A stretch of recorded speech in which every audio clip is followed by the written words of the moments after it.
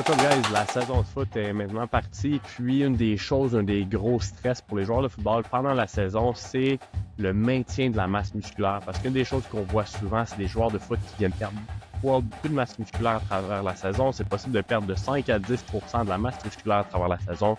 Aujourd'hui, on vous explique comment vous assurer de maintenir votre masse musculaire pour maximiser vos performances du début jusqu'à la fin de la saison. Bonne écoute.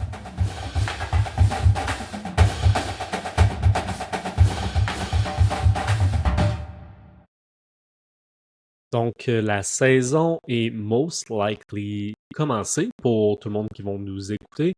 Et aujourd'hui, on parle de masse musculaire. Et qu'est-ce que tu veux faire pour pas perdre tes précieux gains? Parce que oui, ok, il y a un effet esthétique à l'hypertrophie et à la masse musculaire. Ça, c'est le main point. Okay? On le dit pas trade-off, là, mais on va se le dire après, ça, c'est le main. Mais mais si tu perds de la masse musculaire, tu risques d'être moins fort, moins explosif sur le field. Fait que concrètement, ça veut dire moins bon sur tes blocs, moins bon pour te défaire de tes blocs, moins bon pour tackle. Tu risques d'être plus à risque aussi de te blesser, de te pull un hamstring, par exemple, si tu sprints. Donc, oui, il y a l'esthétique, mais il y a un gros côté performance, prévention de blessures, pas perdre de force. Pour moi, c'est surtout ça. Donc, qu'est-ce qu'on fait avec ça? OK? Donc, commençons côté nutrition, côté supplément, parce que si tu manges pas, puis que tu t'entraînes, quand je dis mange pas, tu manges pas beaucoup, mais que tu continues de t'entraîner, c'est sûr que tu vas perdre la masse musculaire. Tu vas fondre pareil. Donc, le plus Même si tu important, t'entraînes. même si tu t'entraînes très, très, très fort. Donc, le plus important, c'est de make sure que tu te nourris comme ça. 100%, So, let's parce que... dive right in. Ouais, puis on en parlait juste avant de record. De maintenir une masse musculaire d'un point de vue training, c'est probablement la chose la plus facile à faire. C'est probablement la chose la plus facile à faire. Puis la nutrition, tu sais, réellement, la conversation, c'est si tu manges bien et assez, ben ta masse musculaire, tu vas la maintenir si tu liftes un minimum. Peu importe ce que tu fais dans le gym, à mon avis. Par contre, la réalité, c'est que c'est simple, mais pas facile. Parce que in-season, t'es super occupé. C'est là où ça devient difficile de OK, ben quand est-ce que je mange? J'ai-tu le temps de manger assez? T'as une pause en deux cours, t'as ci, t'as ça, puis c'est là que le challenge est réellement. Mais si tu veux maintenir ta masse in-season, c'est pas, à mon avis, à faire du bodybuilding dans le gym. C'est pas à faire des séries de guns comme jamais. C'est pas ça qui va faire que tu vas maintenir ta masse musculaire puis ta shape puis avoir le look que t'avais à la fin de l'été là, qui faisait que t'étais nice dans ton crop top là. Ben, c'est pas à faire du gros training de bodybuilder qui fait que tu maintiens ça une season du tout. Fait que je pense que c'est de ça qu'on va parler, toi, du côté training, sur qu'est-ce qu'on peut en faire. Il y a des choses de plus qu'on peut faire. On peut en développer, on peut en perdre. Mais réellement, je pense que tu me corrigeras, là, mais ce que tu disais, c'est ce que tu me dis à plusieurs reprises, en fait, c'est que l'hypertrophie ou la masse musculaire, c'est pas une qualité athlétique ou une qualité, comment tu disais ça? Mais ça ressemble à ça. C'est exactement ça. La masse musculaire, c'est pas une qualité athlétique. La force, ta puissance, ta vitesse, c'est toutes des qualités athlétiques. C'est un display d'athlétisme. Ta masse musculaire, c'est plus une fonction de ta physiologie. Oui, c'est une adaptation à l'entraînement, mais c'est pas une qualité athlétique. Et c'est pour ça que je dis souvent que le bodybuilding, pour moi, c'est pas un sport. Pour moi, le bodybuilding, oui, il faut que tu liftes et que tu sois sportif, si on veut, pour être bon. Mais c'est pas un sport parce que t'es pas jugé sur un mouvement sportif ou whatever. C'est des concours de beauté, là. Let's be real. Le Ouais, ben, bodybuilding, là, c'est des concours de beauté, là. T'es jugé sur ton look, ton esthétique, pis that's it. Viens pas me dire que c'est parce que t'as une mini routine que tu fais une coupe de pause, que c'est esthétique. tu Non, vas non, non, c'est catch le some même. heat, mon gars. Moi, j'embarque pas Je là-dedans. m'en fous, mais honnêtement, c'est autant athlétique qu'un catwalk sur des grands talons hauts, là, pour les défilés de mode. Anyway. Oui. Ouais, fait que... euh, alright. Fait que réellement, c'est ça. OK? Puis pour maintenir cette masse musculaire-là, ben réellement, c'est la nutrition qui va faire la différence. Beaucoup, beaucoup, beaucoup plus que le training, si tu t'entraînes. Ça, c'est le premier point à maintenir. Puis après ça, d'un point de vue nutrition, il y a plein de façons de le voir, il y a plein de volets de le voir, puis il y a moyen d'aller comme super précis dans certaines choses. Puis on pourrait donner 2 règles générales bien simples qui couvriraient les... Tu sais, qui feraient que la majorité du monde serait bien correct. Puis ces 2 règles générales-là qui sont du maintien de la masse musculaire in season, c'est je déteste le dire, puis à chaque fois que je dis que je déteste le dire, c'est le Dis-le. caloric intake. Oh! Ça, c'est ton number one point, puis je déteste le dire, mais c'est ça. C'est ton apport calorique total, général, à travers ta journée, à travers ta semaine, va avoir le plus gros influence sur ta masse musculaire. Encore plus, puis ça, j'haïs encore plus ça le dire, Oh! encore plus que ton protein intake. Oh! Parce que réellement, tu sais, il y a 2 choses qu'il faut se dire, right? Là, on parle pas d'hypertrophie musculaire, on parle de maintien de la masse musculaire, right? Mhm. Fait que la façon dont je le vois, c'est il y a une partie qu'on peut parler d'anabolisme, là, puis de synthèse des protéines, puis d'une balance de synthèse des protéines qui est positive. Mais pour moi, dans ce contexte-ci, c'est encore plus de parler d'anticatabolisme. C'est de prévenir la perte de. Puis si on parle d'anticatabolisme, ben il y a 2 choses il y a 2 ou 3 choses, si on veut, qui vont être anticataboliques. Puis ben c'est ne pas être dans un caloric deficit. That's number one, right? Si t'es dans un déficit calorique, ben les chances de perdre du tissu, ben sont plus élevées. Que ce soit un tissu musculaire ou un tissu adipeux. Les protéines sont, don't get me wrong, c'est la chose qui, si on veut, est le plus anticatabolique. Là, je veux dire, c'est là où on va avoir un intérêt positif, mais réellement, les carbs ont un bel impact anticatabolique. C'est une des raisons pourquoi il y a un certain moment où j'ai changé un peu mon idée dans certains contextes, même des BCA pendant le training, right? Parce qu'il y a un moment où est-ce qu'on pensait que les BCA, quand je me relance, quand je m'entraînais au cégep, j'allais dire où est-ce que je m'entraînais puis ça, mais c'est pas le point.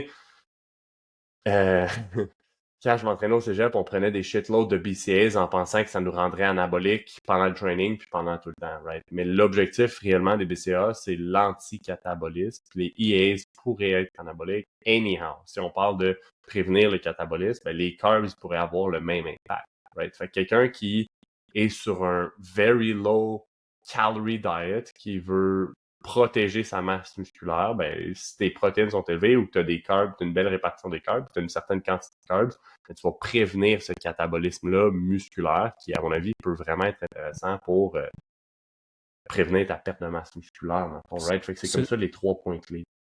Ceci étant dit, y a-tu quand même un minimum de grammes de protéines par livre de body weight que tu veux respecter pour pas perdre de masse musculaire? Ou est-ce que je pourrais manger 5 grammes de protéines par jour et juste des Être carbs, dans juste un des fats, surplus, puis puis pas perdre de masse musculaire? non, je pense pas. Fait que, tu sais, il y a un certain minimum de protéines à consommer, puis ce chiffre-là varie tellement de partout où tu regardes. Varie beaucoup, beaucoup, beaucoup d'où tu regardes. Fait que le chiffre le plus bas qu'on voit là, dans la littérature ou chez plusieurs personnes, c'est quelque chose comme quelque part entre 1.6 puis 1.8 par kilo. Ce qui est vraiment pas beaucoup, 1.6 à 1.8 par kilo. Là. Fait qu'on Ça parle revient à de... combien, mettons, pour moi qui pèse On va faire 180 un livres, chiffre, on va faire un calcul plus facile. OK? Euh, parce 200 que livres, classique. oui, mais il est pas si facile que ça en kilos, 200 livres. Le calcul le plus facile, ok? Quelqu'un qui est 100 kilos, qui est 220 livres, Oh, puis je me le suis fait ok. reprocher récemment. Je me le suis fait reprocher récemment de parler en kilos, puis c'est juste parce que moi j'ai cette habitude-là, puis quand tu regardes la littérature, ça vient bien plus souvent en kilos qu'en livres. À part le fameux 1 gramme par livre, là, à part ce chiffre-là, quand on parle de macronutriments, beaucoup, on les voit en kilos. Fait que moi, je suis habitué à ça, puis je me le suis fait reprocher récemment parce que au Québec, le monde se mesure en livres. Tu pèses en livres. Puis les Européens qui sont ici vont se peser en kilos. Puis quelqu'un qui me dit qu'il pèse 80 kilos, ben, moi, ça me parle pas tant que ça. C'est quelqu'un qui me parle en livres, ça me parle plus. Fac, quelqu'un d'à peu près mon 16, on va dire. Puis là, man, je suis finalement sous la barre des 100 kilos. Là, je suis rendu maigrichon, mon gars. Là. T'es plus 100 Mais kilos? non, un matin, j'ai vu mon lowest in years. Fait que lightweight 215 livres. T'es lightweight, tu te rapproches de mon poids. Exact. Ah ben là, non. Là, mais... Avec 40 pouces de plus. Anyways, fait qu'on parlait pour un gars de 220 livres, mettons, là, Puis il y a beaucoup de gars d'autour de 220 livres dans une équipe de foot collégiale universitaire. C'est un poids qui est quand même commun. Fait qu'on va se baser là-dessus, puis après ça, vous ferez les calculs pour vous. Là, je les ferai pas tous. Okay? Mais pour un gars de 220 livres, ça serait quelque part entre 160 et 180 grammes de protéines par jour. Puis c'est drôle parce que pour certains, moi, tu me dis manger 160 ou 180 grammes de protéines par jour, j'ai même pas besoin de faire un effort. Mettons, je suis chez nous, là, puis je mange mes repas, là, j'ai même pas besoin de faire un effort, c'est vraiment facile, puis je me fais des petites portions, puis je l'atteins. T'sais. Mais je me mets dans un contexte... Ouais, c'est ça. As-tu coaché des gars pour qui tu as commencé à les coacher, puis ils étaient même pas ça, là, des gars de 220 livres qui étaient même pas 150 grammes de protéines nettes par jour? Pas vraiment. Un peu, là. Un peu, mais ceux qu'on a coachés qui étaient là, c'est du monde qui avait... Tu sais, qui connaissait rien, qui avait pas d'intention derrière leur nutrition, qui essayait rien, puis qui faisait juste, ben, je mange ce que j'ai à la maison. Puis là, il y a des gars qui étaient well below 150, là. Je veux dire, tu te fais à manger, tu te fais 2 toasts avec 2 œufs. À cause, vu que t'as du pain brun, tu te retrouves, t'as 20 grammes de protéines au déjeuner. Au dîner, t'as un sandwich ou peu importe avec des viandes froides. Puis là, t'as un autre 20-25 grammes. Puis tu soupes, puis là, t'as un steak, mettons. Même là, tu sais, il y a bien du monde qui c'est pas un steak, c'est une lasagne. Là, t'as une lasagne, t'as un autre 20-25 grammes. Mais finalement, tu finis ta journée, t'es à 75. Plus ta petite collation avec ton petit fromage puis ton petit yogourt. Ben là, t'es rendu à quasiment 100 grammes de protéines. Je veux dire, c'est facile. S'il n'y a pas d'intention, de... My bad, je voulais pas, c'est un peu passif-agressif. Je mange du fromage puis du yogourt à tous les jours. Je mange du yogourt quelques fois par semaine. Mais anyway, c'était pas ça mon point. Mais moi, je m'imaginais juste le petit lunch pack là, avec le petit cup de yogourt, là, puis le ficello, genre. Un Danone puis un fromage Québec. Les fromages ronds, là, les ronds rouges. Là. Non, ou les ronds rouges, là, les petits Québec. Québec. Peu importe, ça, là. Moi, j'avais ça dans la tête. Là, je suis comme, bon, ben, ça, c'est une belle collation protéinée. Mais next thing you know, si tu manges comme ça dans une journée, t'es en dessous de 100 grammes. Là. Puis pour un gars qui est à l'école secondaire, qui est au début au cégep, qui est chez ses parents, ben ça, on va le voir souvent, là, quelqu'un qui mange à peu près comme ça dans une journée. Puis là, pour de vrai, à mon avis, t'es sous-nourri. T'es sous-nourri. Sur long story short, si tu manges encore tes lunchs, tu manges encore comme si tu avais des lunchs de l'école primaire, ça se peut que tu sois en dessous de 100 grammes de protéines nettes par jour. Ouais. Et ça, c'est pas assez pour récupérer de tes pratiques de foot, c'est pas assez pour récupérer tes trainings, c'est certainement pas assez pour maintenir ta muscle mass in season. Je pense même pas que c'est assez pour maintenir la santé, puis comme pour promouvoir la santé osseuse et le reste. Là. Je veux dire, je pense pas que ce serait assez. Puis encore une fois, quelqu'un qui pèse 110 livres, ben peut-être que c'est assez, ça en mange 100 grammes. Je veux dire. Mais c'est pas la majorité. Puis... Mais je pense sincèrement que du moment que tu fais un effort d'avoir une certaine quantité de protéines à chacun des repas, là, genre, je sais pas, 30 grammes, c'est vraiment facile d'avoir 30 grammes de protéines à chacun des repas. La majorité du monde, si tu as cette intention-là, tu risques de te retrouver pas loin du 1.6 à 1.8. Facile. Mais à mon avis, à moi, pour la plupart, c'est pas assez. Surtout, tu vois, j'écoutais un podcast cette semaine, puis il l'a bien formulé, mais surtout dans un contexte où le foot, c'est un sport où il y a quand même beaucoup de dommages musculaires qui peuvent se créer à travers le sport. Dû aux accélérations, beaucoup de décélérations, aux changements de direction, puis toutes les charges qui sont excentriques dues à... Je dis des charges, je sais pas si charge c'est le bon terme, là, mais tous les mouvements qui sont excentriques, les prises de contact, et ainsi de suite, je pense qu'une demande de protéines qui peut être... Idéalement, tu es au-dessus d'1.6 à 1.8. Le chiffre, le target facile pour tous, pour moi, c'est 1 gramme par livre ou 2.2 grammes par kilo. Je pense que ça, c'est un beau target à viser. Puis si tu es capable d'aller au-dessus de ça, puis tu as l'appétit pour, puis tu aimes ça, ben je pense que c'est du gravy, c'est du bonus, puis ça peut aider plusieurs personnes à gérer ton appétit, faire des meilleurs choix alimentaires, maintenir peut-être un petit peu plus ta masse musculaire dans un contexte où tu t'entraînes moins et ainsi de suite. Puis l'autre chose, c'est moins tu t'entraînes ou quelqu'un qui sera en déficit calorique, ben, bénéficierait d'avoir plus de protéines que quelqu'un qui t'es dans un gros Mhm. surplus, tu prends du poids, et ainsi de suite. T'sais, à partir de C'est là, mieux de l'importance de la overshoot que protéine. undershoot Tout le temps, tout le au temps, niveau des tout le protéines. temps, tout le temps, tout le temps, tout le temps. Ok. Fait que, dépendamment du contexte, mais je pense que quelqu'un qui se dit, bon, mais regarde, faut que je dépasse minimum mon poids de corps à tous les jours, puis si j'ai envie de plus, ben, j'en prends plus. Je te donne un exemple, tu vises ça, là. Mettons, moi, je vise 220 grammes, on va dire, par jour. Puis moi, le soir, je finis de souper, puis j'ai encore faim, là, fait que je me fais quelque chose avec la protéine en poudre, puis je me rajoute 2 scoops, puis je finis à 2,70, ben, tant mieux, Comme un no big deal. yogourt avec Comme un du, yogourt. avec du Avec, fromage. comme un petit yogourt, puis un petit fromage. Un Mais petit oui, yogourt. exactement. Fait que, tu sais, je Alright. pense que ça, ce serait le minimum. Puis à partir de là, ben, si tu l'as dans ta journée, tant mieux. Si t'es capable de le répartir à chacun des repas, ben, good job, c'est encore mieux. Tu sais, parce que la répartition est importante, mais jamais aussi importante que le total de ta journée. Right? C'est bien mieux d'avoir tout à un moment que de dire je vais la répartir, mais j'ai 12 grammes à chaque fois. Right? Fait que, il y a ça, puis il y a comme un contexte, un niveau d'importance à Est-ce qu'il y a autre chose que tu voulais nous dire par rapport à cette clé-là, d'avoir assez de protéines dans ton alimentation pour maintenir ta masse musculaire? pas particulièrement. Je voudrais garder ça simple. Tu sais, je pense que après ça, pour rendre ça facile, c'est juste, comme je l'ai dit plus tôt, c'est de trouver chacun de tes repas, d'avoir un aliment, une source de protéines, puis ton repas soit, je veux pas dire centré autour de ça, mais un peu. Tu sais, c'est ta viande, ou même si c'était une protéine végétale, que ce soit pas comme un à côté de genre, hey, j'ai des pois chiches à côté de mon plat de riz, puis de whatever it is. Tu sais.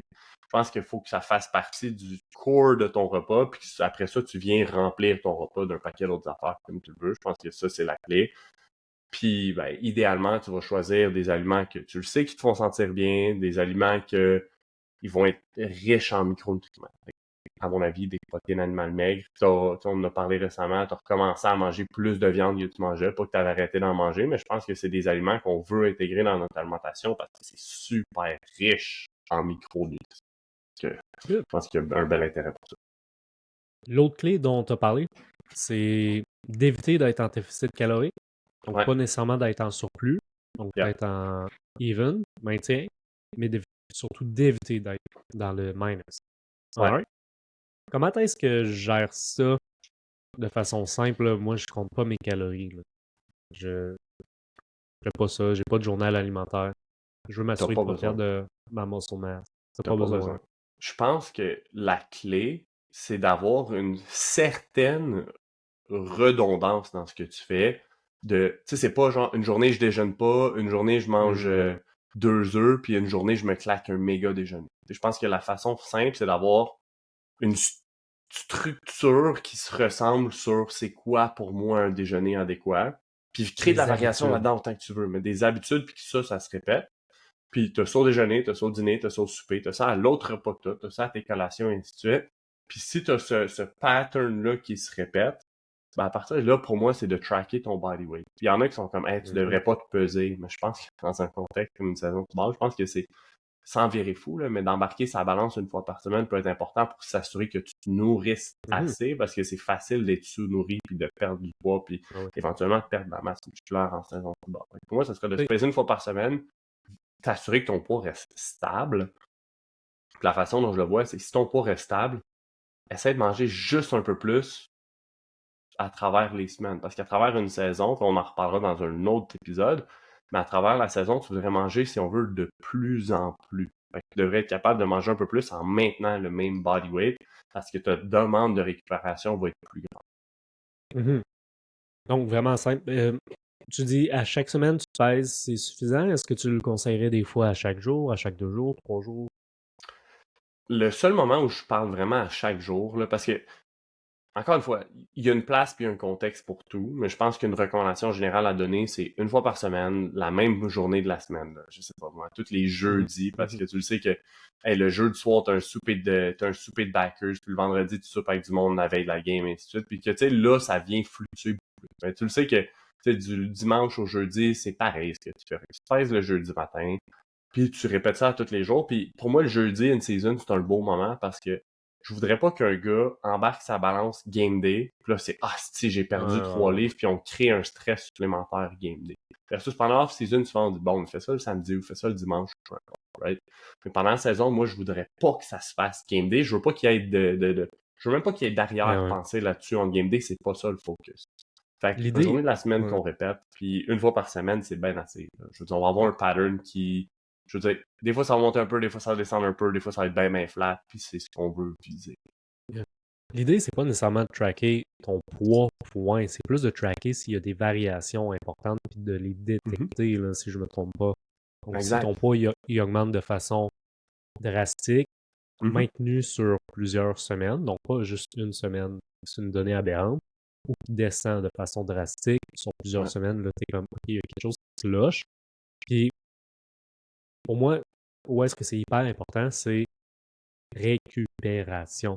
Faire du poids et pas dans une bonne zone de récupération, c'est sûr et certain. Et en saison, tu veux pas rentrer dans cette zone-là. Non. Tu veux pas. Je vais le ramener à moi en ce moment, là, que je me pèse. Je me pèse plus fréquemment, juste je le fais, c'est une habitude, je suis curieux. Puis en ce moment, j'ai zéro objectif d'un point de vue composition corporelle, poids, prise de poids, perte de poids, whatever. C'est pas ça mon objectif en ce moment, c'est de performer dans ma course dans un mois et demi. C'est ça mon objectif. Fait que je me pèse à savoir est-ce que je me fuel assez, parce qu'en plus, mon volume d'entraînement augmente là, de semaine en semaine. Puis, tu vois, là, je me rends compte que là, ce matin, quand je me suis pesé, c'est comme, OK, ben là, je mange pas assez, puis ça va impacter négativement mon entraînement. Puis c'est ça le raisonnement derrière. C'est pas de quelle façon est-ce que je veux perdre du gras, prendre de la masse, whatever. C'est juste pour m'assurer de me fueler de façon adéquate. That's it, that's all. Puis là, mon poids drop plus vite que je voudrais, fait que je suis under-fueled, puis il faut que je remédie à la situation. Comme un joueur de foot devrait remédier à la situation une season s'il se rend compte qu'il perd. Intéressant. So, ça couvre pas mal tes deux clés principales, si je me trompe pas. Yeah, 100%. So, on va jump in côté training. Là.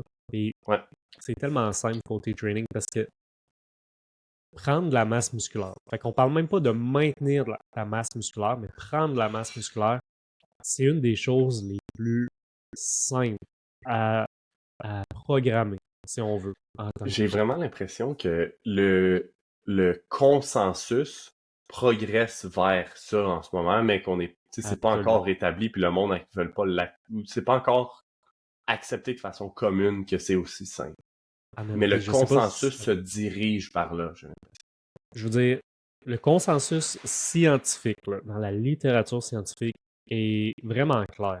C'est plus ton niveau d'effort et c'est plus le nombre de séries par semaine où tu te rapproches de l'échec sans être à l'échec qui va être important.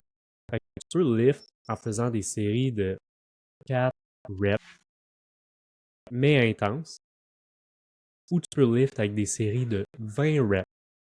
Encore une fois, intenses. Ils sont proches de l'échec, mais pas to failure. Puis la stimulation pour l'hypertrophie va être extrêmement similaire. Extrêmement similaire. C'est fou. Donc ça, au niveau des reps et du volume, hyper similaire.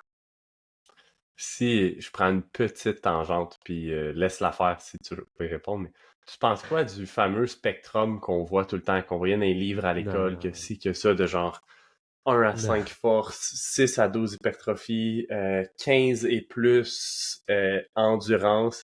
Puis entre 12 et 15, il n'y avait rien. Là. C'était le dead zone. Entre 12 et 15, c'était le dead zone de l'entraînement. Là. Si tu fais 13 ou 14 reps, ça sert à rien parce que tu n'es pas dans l'hypertrophie et tu n'es pas dans l'endurance. Ouais. Puis des 7 reps aussi, c'est comme... Je suis pas trop sûr. Ouais, parce que j'ai dit 6 à 12, mais c'était 8 à 12. Fait que tu sais, entre 6 et 7, c'était comme... ou là, tu regardes d'autres spectrums, tu avais l'hypertrophie fonctionnelle qui était dans ce range-là. C'est... Je sais pas, en fait, c'est culturel, d'une certaine façon. Là. Ça nous provient de vieilles croyances, puis de qu'est-ce que le monde faisait, pas qu'est-ce que le monde savait. Puis en bodybuilding, ce qui était monnaie courante, c'était de faire des séries plus longues en termes de reps. Puis ça a collé comme ça, etc. Mais comme si tu es informé, si tu es un coach informé, ben, tu le sais que ça, c'est pas tout à fait vrai. Là où est-ce que c'est important, par contre, c'est que oui, si tu veux développer ta force, il y a quand même un minimum de charge que tu veux mettre. Fait que donc, ça va être très dur de développer ta force en faisant 20 reps. Mais il pourrait quand même avoir un petit effet, surtout si tu es un newbie en termes de training. Mais bon, on va fermer la parenthèse là. Fait que la longue histoire courte, là, training, là, training, là, il y a peut-être une clé et demie. La clé numéro 1, c'est continue de t'entraîner. Continue de pousser l'intensité avec ton 2 reps in reserve, comme on a couvert dans l'épisode précédent. Fait que si tu sais pas de quoi je parle, va écouter l'épisode. Fait que ça, c'est ta clé numéro 1. Ta clé point 5, ben, faut que tu t'assures de faire assez de volume, mais si tu suis la clé numéro 1, tu devrais être correct. Parce que comme tu as appris dans l'épisode précédent, le volume minimum pour maintenir ta puissance, pour maintenir ta force, est vraiment pas gros en termes de série et en termes de nombre d'exercices. C'est les workouts. En dedans d'une heure par semaine d'investir d'entraînement, c'est sûr, tu es correct. Donc, si tu continues de t'entraîner, je te garantis que ton volume va être suffisant pour maintenir ta masse musculaire. Pour ça que Est-ce j'ai que les dit recommandations que tu as 1.5. données par rapport à la force et à la puissance viennent couvrir ce que tu as à couvrir pour la masse musculaire? Exactement. Exactement. Mais, c'est juste pour highlighter, par contre, l'importance de continuer de lift, là. Juste avant l'épisode, je t'avais pop-up les chiffres exacts de quelle quantité ou combien de masse musculaire tu peux perdre. Puis, étude faite sur les joueurs de football américains qui cessent l'entraînement in-season, peuvent perdre jusqu'à 5 à 10% de leur masse maigre. C'est quand C'est même gros, énorme. man. Ben oui, c'est gros. énorme, là. Et c'est calculé avec le volume de ta masse musculaire. Fait que c'est pas nécessairement par bioimpédance, whatever, mais je veux dire, c'est beaucoup, là. Fait que ton bicep, là, t'arrêtes de t'entraîner, il peut perdre en moyenne. Fait que ça peut être plus. Ça peut être moins, mais ça peut être plus. 10% de son diamètre. Puis comme, en tant que tel, ok, tu perds de la masse musculaire, mais le vrai danger, c'est si tu perds de la masse musculaire, ben ce 5 à 10%-là de perte de masse musculaire est souvent accompagné de, même étude, Perte de 10 force. à 15% de réduction de ta force. Fait que c'est encore plus Là, gros d'impact c'est sur la encore force. plus gros. Exact, c'est encore plus gros. Fait que c'est comme, man, c'est tellement pas compliqué, là. Il y a des gars que je coach, ils ont un lift par semaine. Puis dans leur contexte, that's enough. That's good enough. OK? Tu n'es pas obligé de t'entraîner 4 fois par semaine pour maintenir ta masse, ta qualité. Une fois par semaine, bien fait, bien placé dans ta semaine, puis tu es en business. Après ça, là, tout ce qui est tempo, range of motion, choix d'exercice, écoute, si tu t'assures d'être bien balancé en termes de bien travailler tous tes groupes musculaires majeurs de façon égale, t'es good.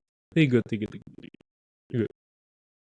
Ma question était, parce que j'ai vu des trucs passer en plus, puis ce matin, j'écoutais Range of Strength podcast. Est-ce que est-ce que tu veux t'assurer tout de même de t'entraîner dans un full range in-season aussi? Ou est-ce que ça, l'entraînement full range, va avoir un impact sur la masse musculaire à gagner, à perdre? Parce que ça peut aussi potentiellement avoir un impact sur le soreness que tu vas en retirer. Ouais, Exact.